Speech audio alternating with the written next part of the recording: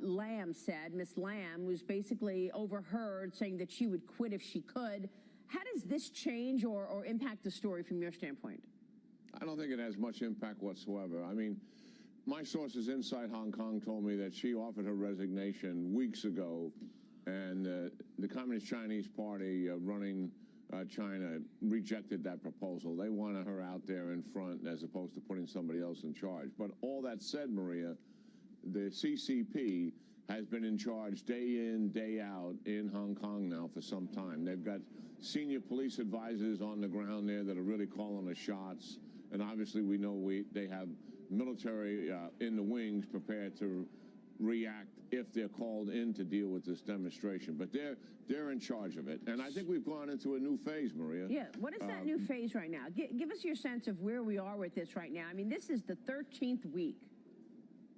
Yeah, the new phase is they're outwardly arresting leaders of the demonstration as best they can determine who they are. This is a young people's movement who are organizing the demonstration, and they have many involved in that as opposed to one or two leaders themselves. But that is a sign that the CCP is going to begin the crackdown. They're trying to take the leaders away, which is obviously something that's been proven when you're putting protests down.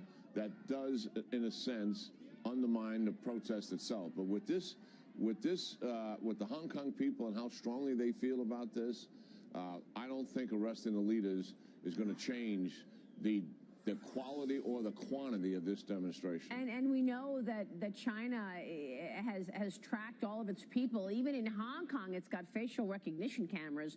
So it indicates who's at the rallies, who's actually protesting, because those cameras can pinpoint who is actually attending. Will there be backlash from the government?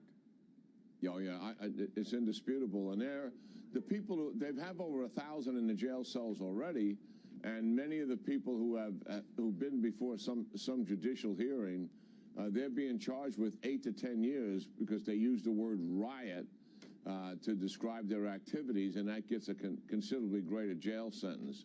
There's a lot at stake here for the protesters, to be sure.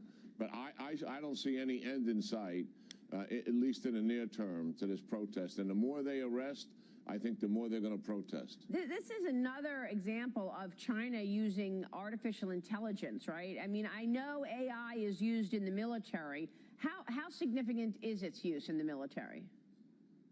Well, AI is growing by leaps and bounds, and we're using it to help control drones in the air as well as on the sea. And China also is rapidly building this capability. In fact, I think their advancement is greater than ours because they got into it earlier, and their resources that they're applying to it are significant, literally 15 times as much as what we're putting into it. So I think they'll get there with a greater capability sooner than the United States, which is unfortunate because when new technology comes, it's always been the United States that's been on the leading edge of that technology, not China.